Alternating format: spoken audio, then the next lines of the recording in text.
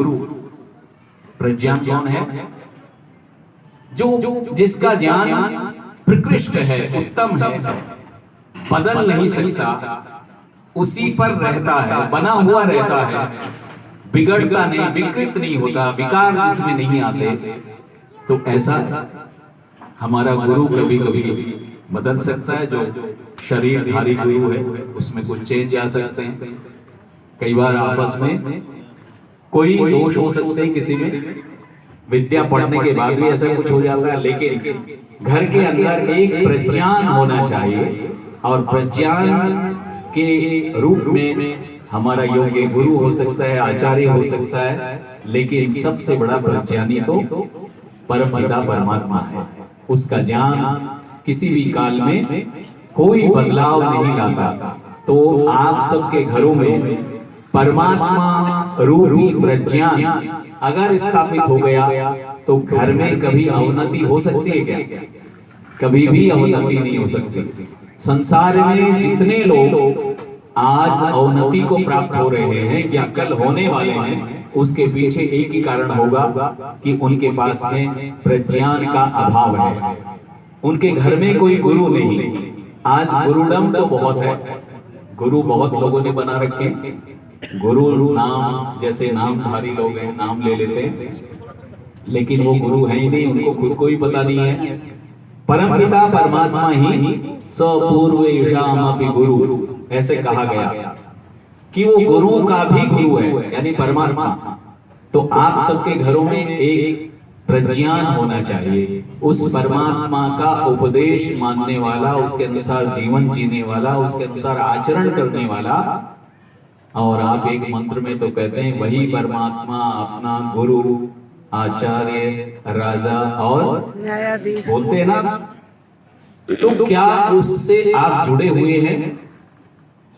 आप अपना कनेक्शन ठीक कीजिए। अगर उससे जुड़े हुए नहीं है तो बल्ब किलो होगा ही नहीं, कुछ भी नहीं जलेगा। उससे जुड़ने पर सब क्रियाएं हो जाएंगी। अपने छोटे छोटे बच्चों में भी ये संस्कार डालें, बड़े लोग भी करें। केवल रोते रहे, दुखी होते रहे, परेशान होते रहे, अपने घावों को कुरेदते रहे। दो लोग मिलते हैं तो घाव ही तो कुरेदते हैं। मेरे घर में ये, तुम्हारे घर में ये। बंदर के घाव कभी जल्दी नहीं भरते, भरते हैं क्या?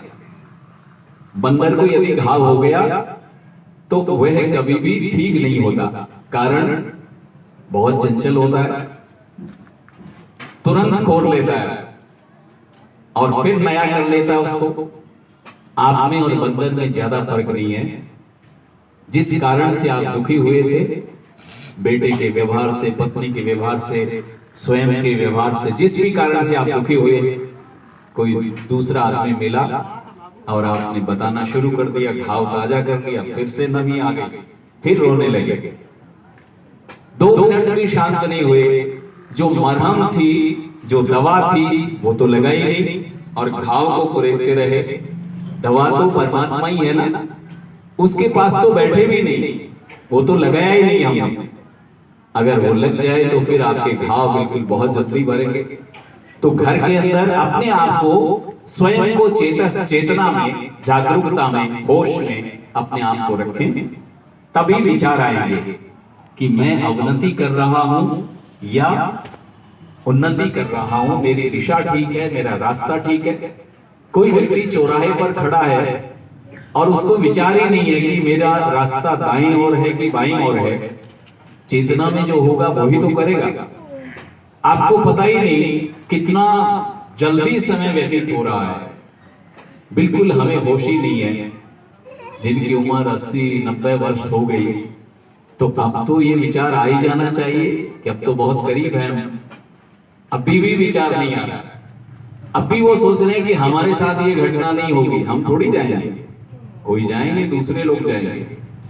तो जरा सा भी चिंतन वो नहीं कर पाते। इसलिए चेतस स्वयं को आप चेतना में माने, अपने आप को होश में रखें, विचार करें कि मैं क्या कर रहा हूं, मुझे क्या करना चाहिए। कृतो स्मर, क्लीवे स्मर, वेद के पावन मंत्र आपको बहुत प्रेरणा देते हैं, लेकिन नहीं, हम ध्यान नहीं देते।